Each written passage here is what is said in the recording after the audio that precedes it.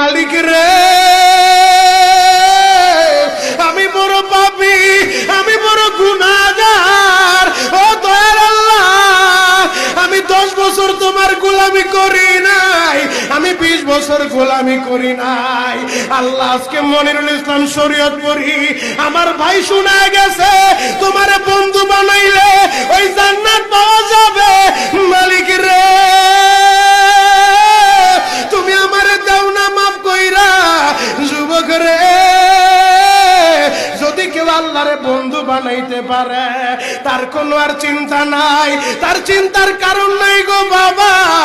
এ যুবক ভাইরা, দাড়ি পাকা বাবাজিরা, সবাই আমার দিকে একটা নজর তাকান।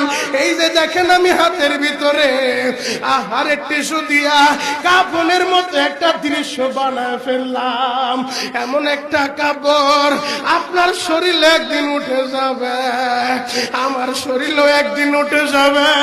ও চেয়ারম্যান ভাইরা, ও মেম্বার ভাইরা, ও নেতা ভাইরা, ও আলেম ভাইরা, এখন কাঁদতে বলছি, শুধু কাঁদবা। জীবনে কত জায়গায় আমরা গোসল করলাম। আহারে, কক্সবাজার ঘুরতে যাইয়া সমুদ্রের ভিতরে গোসল করলা, কুয়াকাটায় ঘুরতে যাইয়া সমুদ্রে গোসল করলা। এই যে মাদ্রাসার পুকুরটা ভরাট করছে মসজিদের জন্য, বিশাল বড় ময়দান এখন হয়ে গেছে। এই পুকুরের ভিতরে কত মানুষ গোসল করছে।